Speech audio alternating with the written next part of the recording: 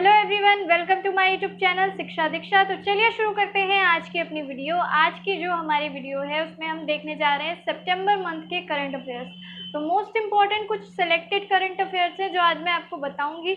इसके अलावा current affairs की इस मंथ में आपको 3 से 4 वीडियोस और मिलेंगे जिसमें कि आपको मैं कोशिश करूँगी कि मंथ के जो सबसे इम्पोर्टेंट करंट अफेयर्स हो उनको कवर करा दिया जाए। तो चलिए शुरू करते हैं आज की अपनी वीडियो। उससे पहले अगर आपने अभी तक हमारे चैनल को सब्सक्राइब नहीं किया तो जल्दी से सब्सक्राइब कर लीजिए, बेल आइकन को प्रेस कर लीजिए जिससे आपको नोटिफिकेशंस जो हैं वो मिलती रहेंगी, ठीक है। और इसके साथ एक सबसे इम्पॉर्टेंट चीज़, अगर आपने अभी तक अनअकैडमी का सब्सक्रिप्शन नहीं लिया है तो जल्दी से सब्सक्रिप्शन ले लीजिए। स्क्रीन पे जो रेफरल कोड आ रहा है शिक्षा 10, इसी रेफरल कोड का आपको यूज़ करना है, इससे आपका मैक्सिमम डिस्काउंट हो जाएगा। और जब आप अनअकैडमी का सब्सक्रिप्शन लेते हैं, किसी भी कैटेगरी के लिए आप सब्सक्रिप्शन ले सकते हैं, कोई भी कोर्स के लिए, सभी में आपका डिस्काउंट आपको मिलेगा। और हर एक कैटेगरी में जो है लॉट्स ऑफ एजुकेटर्स अवेलेबल रहते हैं अनअकैडमी पे, और पूरे दिन जो है क्लासेस चलती हैं, बैक टू बैक क्लासेस। तो आप आराम से अपनी पढ़ाई जो है वो कंटिन्यू कर सकते हो, कोई भी टॉपिक डिटेल में पढ़ सकते हो। बहुत सारे एजुकेटर्स हैं, ठीक है। तो एक पर्टिकुलर कोर्स के भी बहुत सारे वहाँ पे एजुकेटर्स अवेलेबल रहते हैं। तो आपको करना क्या है, अगर आपको अच्छे से वाकई में तैयारी करनी है तो जल्दी से सब्सक्रिप्शन ले लीजिए किसी भी कोर्स का। जैसा कि आप जानते हैं कि आपका एनटीपीसी एग्ज़ाम की भी डेट जो है निकल गई है कि दिसंबर मंथ में आपका वो जो एग्ज़ाम है वो कराया जाएगा। तो इसलिए आपको पता है कि अब जो एग्ज़ाम्स हैं वो आपके होंगे, ठीक है। अब कुछ लेट नहीं होगा, इसलिए अब अपनी पढ़ाई को अच्छी एक तरीके से जारी रखिए और जल्दी से जल्दी सब्सक्रिप्शन ले लीजिए। चलिए शुरू करते हैं आज की अपनी वीडियो। तो जैसे कि मैंने बोला, इसमें हम सितंबर मंथ के कुछ इंपॉर्टेंट करंट अफेयर्स देखेंगे। उससे पहले एक करंट अफेयर जो है वो मैं आपको बता दूं, वैसे वो सभी लोगों को पता होगा इसलिए मैंने यहाँ पे नहीं लिखा है। वो ऑबिचुअरी से रिलेटेड है, यानी कि श्रद्धांजलि। तो इसमें इस मंथ में एक सबसे बड़ी श्रद्धांजलि किसके लिए गई, वो गई प्रणब मुखर्जी के लिए, जिनको कि हम प्रणब दा के रूप से भी जानते थे, प्रणब दा बोले जाते थे और राष्ट्रपति थे भारत के। और अभी हाल ही में उनका निधन हुआ, ठीक है। तो ये भी आपका क्वेश्चन जो है वो इम्पोर्टेंट है। चलिए, वैसे इजी है, ठीक है, इसलिए मुश्किल है कि आए, पर फिर भी आ सकता है आपका, तो मैंने आपको बता दिया। 84 वर्ष की जो है उनकी उम्र हो गई थी। चलिए देख लेते हैं इसको। क्वेश्चन में क्या लिखा हुआ है, निम्न में से किस राज्य में 1500 करोड़ रुपए की लागत से विश्व के सबसे बड़े टॉय म्यूजियम का टॉय म्यूजियम बनाने की घोषणा की गई है। कौन सा स्टेट है जिसमें 1500 करोड़ रुपए की लागत से एक टॉय म्यूजियम बनाया जाएगा? तो यहाँ पे आपके पास 4 स्टेट्स दी हुई हैं। देखिए लिखा हुआ है पंजाब, दिल्ली, गुजरात और राजस्थान। तो अगर इसमें से राइट आंसर की बात करें तो वो है आपका ऑप्शन नंबर सी, यानी कि गुजरात। गुजरात में 30 एकड़ से भी अधिक ज़मीन पर ये जो टॉय म्यूज़ियम है ये बनाया जाएगा। इस टॉय म्यूज़ियम की खासियत क्या होगी वो आपको बता देते हैं। आप देख सकते हो कितनी लागत से बन रहा है, तो बहुत ही ज़्यादा अच्छा होगा, ये तो आप समझ सकते हो। और यहाँ पे बहुत पुराने टाइम से लेकर के, मतलब जो बहुत पुरानी एरा हम लोग पढ़ते हैं उस टाइम पे बच्चे जिन टॉयज से खेलते थे, जो अभी प्राप्त हुए, उनसे लेकर के अभी तक के जो भी टॉयज हैं उन सब का एक कलेक्शन होगा, पूरा का पूरा वो म्यूजियम बनाया जा रहा है। ये किस लिए बनाया जा रहा है, ताकि लोग देख सकें, भारत की संस्कृति को भी जान सकें, क्योंकि पुराने टाइम से भी टॉयज जो हैं वो रखे जाएंगे। इसके अलावा वैज्ञानिकों के बारे, जो उनके नए नए इन्वेंशन है उनके बारे में हम जान सकें, और जो चीज़ें हैं उनको वैज्ञानिक रूप से साइंटिफिकली बताया जाए कि कौन सा टॉय है वो किस तरीके से काम करता है, ठीक है, हर एक चीज़। तो वो पूरा बहुत ही शानदार ये म्यूजियम बनाया जाएगा, जो कि बनाया जाएगा गुजरात में। 1500 करोड़ की लागत से ये टॉय म्यूजियम बनेगा और 30 एकड़ से ज़्यादा इसके लिए जगह ली गई है, जगह आवंटित की गई है, ठीक है। तो ये जो है बहुत ही अच्छा होगा और देखने लायक होगा। चलिए आते हैं भाई नेक्स्ट क्वेश्चन पे। नेक्स्ट क्वेश्चन क्या कह रहा है, ऑनलाइन शतरंज ओलंपियाड 2020 में निम्न में से किसे विजेता घोषित किया गया है? ठीक है, ऑप्शंस देख लेते हैं। भारत एवं रूस, भारत एवं पाकिस्तान, नेपाल एवं रूस, रूस एवं जापान। देखिए इस बार कोरोना की वजह से जो है आपका ये जो चेस ओलंपियाड है ये ऑनलाइन आयोजित कराया गया था। ठीक है, तो इस चेस ओलंपियाड में पहली बार भारत भी है वो विजेता घोषित हुआ है। ठीक है, और उसके भारत के साथ साथ संयुक्त विजेता दूसरा कौन घोषित हुआ है? रूस। ठीक है, तो इसमें से आपका जो ऑप्शन नंबर ए है भारत एवं रूस, ये आपका राइट हो जाएगा। भारत और रूस जो है वो संयुक्त विजेता घोषित हुए हैं, जहां भारत ने ये जो सम्मान है ये पहली बार यहाँ पे जीता है, तो पहली बार। ठीक है, वहीं रूस जो है 24वीं बार यहाँ पे विजेता रह चुका है। ठीक है, भारत का तो ये फर्स्ट टाइम है चेस ओलंपियाड में विजेता के रूप में, लेकिन जो रशिया है उसका ये 24th टाइम है, 24वीं बार जो है वो विजेता रहा है। अगर सोवियत संघ अलग से खाली सोवियत संघ की बात करें तो जब सोवियत संघ के साथ जुड़ा था तब 18वीं बार। ठीक है, तब के अकॉर्डिंग 18वीं बार की बात है। चलिए, ये हो गया हमारे इस क्वेश्चन का आंसर कि ऑनलाइन शतरंज ओलंपियाड 2020 निम्न में से किसे विजेता घोषित किया गया? तो भारत और रूस को विजेता घोषित किया गया। ऑनलाइन चेस चैंपियनशिप हुई थी। चलिए नेक्स्ट पे आते हैं। नेक्स्ट क्वेश्चन क्या कह रहा है? वित्त मंत्रालय के अनुसार अगस्त 2020 में जीएसटी का कितना संग्रह किया गया है? जो वित्त मंत्रालय ने अपना डेटा बताया कि भाई अगस्त 2020 में जीएसटी कुल कितना जीएसटी कलेक्ट किया गया, तो यहाँ पे देखिए आपके चार ऑप्शन दिए हुए हैं। 26,449 करोड़ रुपए, 56,449 करोड़ रुपए, 86,449 करोड़ रुपए या फिर 96,449 करोड़ रुपए। तो ये आपका एक डेटा है, इसको थोड़ा सा आपको याद रखना पड़ेगा। तो वित्त मंत्रालय के अकॉर्डिंग अगस्त 2020 में जो जीएसटी का संग्रह किया गया वो किया गया 86,449 करोड़ रुपए का। ठीक है, इसके बारे में कुछ चीजें जो हैं वो हम लोग डिटेल में देख लेते हैं। ठीक, देखिए वित्त मंत्रालय ने कहा कि सकल माल एवं सेवा कर, ये तो आप जानते हैं जीएसटी को बोलते हैं, सकल माल एवं सेवा कर, ये आपका हिंदी में लिखा हुआ है। और संग्रह यानी कि जो कलेक्शन था वो अगस्त महीने में 86,449 करोड़ रुपए रहा। यह लगातार दूसरा महीना है जब जीएसटी संग्रह क्या हुआ है? कम हुआ है। इससे पहले जुलाई में ये 87,422 रुपए था। सालाना आधार पर जीएसटी 12% कम रहा। क्यों नहीं कम रहेगा? कम रहेगा ड्यू टू कोविड। ठीक है, कोविड की वजह से ये जो चीजें हैं सब में गिरावट आई लगभग। पिछले साल इसी महीने में माल एवं सेवा कर संग्रह यानी कि जीएसटी जो था वो इस मंथ का, अगस्त मंथ का पिछले साल कितना रहा था? 98,202 करोड़ रुपए रहा था। ठीक है, और इस बार कितना रहा है? 86,449 करोड़। ठीक है, तो ये आपका इस बार का डेटा है कि अगस्त महीने का आपका जीएसटी कलेक्शन कितना हुआ। चलिए आते हैं नेक्स्ट क्वेश्चन पे। नेक्स्ट क्वेश्चन कह रहा है कि ऑस्ट्रेलिया ने भारत के साथ व्यापारिक रिश्ते को मजबूत बनाने हेतु पूर्व क्रिकेटर मैथ्यू हेडन और भारतीय मूल की किस राजनीतिज्ञ को अपना व्यापार दूत नियुक्त किया है? तो भारत के साथ जो है व्यापारिक रिश्ते अच्छे बने, मजबूत बने।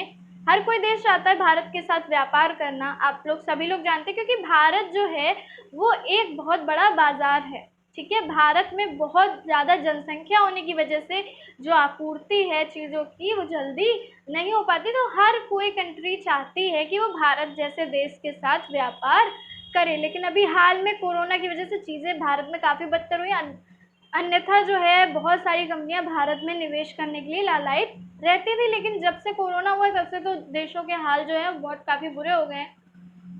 तो ऑस्ट्रेलिया ने भारत के साथ व्यापारिक रिश्ते को मजबूत बनाने हेतु क्या किया कि पूर्व क्रिकेटर मैथ्यू हेडन और भारतीय मूल की किस राजनीतिक को अपना व्यापार दूत नियुक्त किया है? यहाँ पे देखिए आपके पास ऑप्शन है लीजा सिंह, निकी हेली, सीमा वर्मा या फिर अपर्णा माथुर। तो इसमें से आपका राइट आंसर हो जाएगा लीजा सिंह। लीजा सिंह को अपना व्यापार दूत जो है वो नियुक्त किया है, बिजनेस एम्बेसडर। ठीक है, बिजनेस एम्बेसडर किसे नियुक्त किया है? लीजा सिंह को किया है। चलिए आते हैं नेक्स्ट क्वेश्चन पे। कुछ जो है आपके बस ऐसे क्वेश्चन है, इनके बस आपको नाम याद रखने हैं, इसमें कोई बहुत डिटेल में हमें पढ़ने की ज़रूरत नहीं है। जहाँ पे भी कुछ डिटेल होगा वो मैं आपको बताती चलूँगी।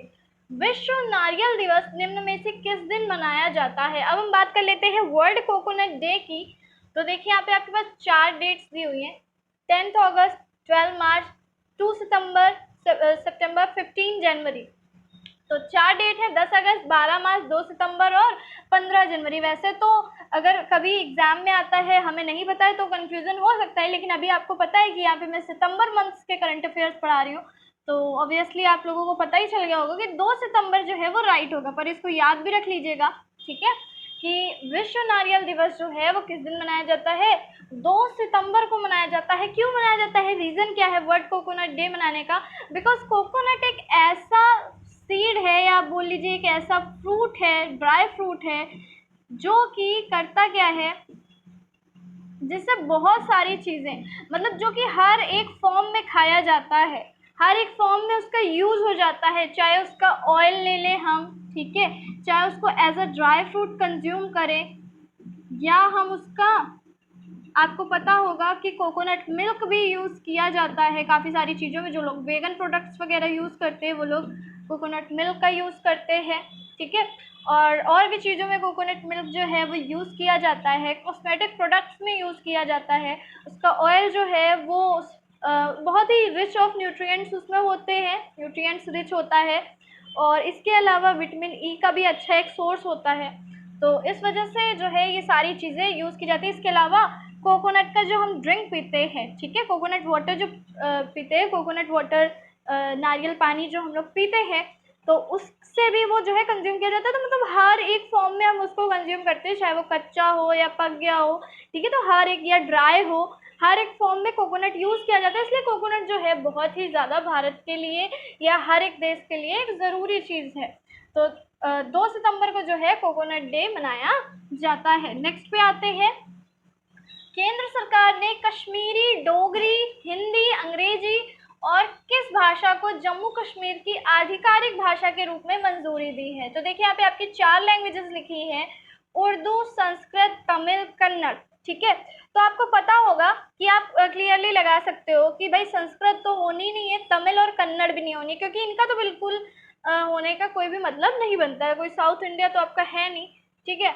और उर्दू जो है वो राइट है, क्योंकि काफ़ी आबादी यहाँ पे मुस्लिम है जो कि उर्दू लैंग्वेज भी बोलती है, इसलिए एक ऑफिशियल लैंग्वेज के रूप में, एक आधिकारिक भाषा के रूप में यहाँ पे उर्दू को भी मंजूरी दे दी गई है। इसके अलावा और किन भाषाओं को मंजूरी दी गई है, इसको जरा हम लोग थोड़ा सा डिटेल में देख लेते हैं, ठीक है। केंद्रीय मंत्रिमंडल ने जम्मू कश्मीर के लिए राजभाषा विधेयक लाने को मंजूरी दे दी है, ठीक है, राजभाषा विधेयक लाया जाएगा। इसके तहत होगा क्या कि उर्दू और अंग्रेजी के अलावा, उर्दू अंग्रेजी के अलावा अब कश्मीरी, डोगरी और हिंदी को भी इस केंद्र शासित प्रदेश की, अब तो भाई केंद्र शासित प्रदेश में आ गया ना आपका, आधिकारिक भाषाओं की सूची में शामिल किया जाएगा। कश्मीरी को जम्मू कश्मीर में पहली बार राजभाषा का दर्जा मिलेगा, ठीक है। वहीं पहले से मान्यता प्राप्त उर्दू और अंग्रेजी राजभाषा के रूप में बनी रहेंगी। राज्य के अधिकांश लोग डोगरी और कश्मीरी भाषा का प्रयोग करते हैं, लेकिन इन दोनों ही स्थानीय भाषाओं को राजभाषा का दर्जा जो है नहीं दिया गया था, ठीक है। डोगरी और कश्मीरी लैंग्वेज जो है उसको राजभाषा का दर्जा नहीं दिया गया था। कश्मीरी लैंग्वेज वही आपकी, उसमें उर्दू के अंश होते हैं, ठीक है, और पूरी तरीके से अलग नहीं होती है। तो इन दोनों भाषाओं को जो है, स्थानीय भाषाओं को राजभाषा का दर्जा नहीं दिया गया था, जो कि अब मिल गया है, ठीक। चलिए आते हैं नेक्स्ट पे, निम्न में से किस देश ने विश्व का सबसे बड़ा सोलर ट्री विकसित किया है? इनमें से कौन सा देश है जिसने विश्व का सबसे बड़ा सोलर ट्री विकसित किया है? तो देखिए ऑप्शन है आपके, नेपाल, भारत, चीन और रूस। तो इसमें से राइट आंसर क्या हो जाएगा? नेपाल, सॉरी भारत हो जाएगा, ठीक है। भारत ने जो है सबसे बड़ा सोलर ट्री विकसित किया है, ठीक। भारत के द्वारा सबसे बड़ा सोलर ट्री विकसित किया गया है, इसके बारे में थोड़ा सा डिटेल में देख लीजिए। भारत ने विश्व का सबसे बड़ा सोलर ट्री विकसित किया। इसे central mechanical engineering research institute यानी कि CMIRI के आवासीय कॉलोनी दुर्गापुर में स्थापित किया गया है। इसकी क्षमता जो है वो 11.5 किलोवाट पावर की होगी। इस सोलर ट्री से किसानों को पंप, ई ट्रैक्टर आदि को चलाने में सुविधा होगी। वहीं यहाँ से उत्पादित बिजली को पावर ग्रिड में भी दिया जा सकेगा। सोलर ट्री की कीमत जो है वो 7.5 लाख रुपए है। ठीक है, कितनी कीमत है? 7.5 लाख रुपए की है। ठीक, और किसने विकसित किया है ये भी याद रखिएगा, central mechanical engineering research institute.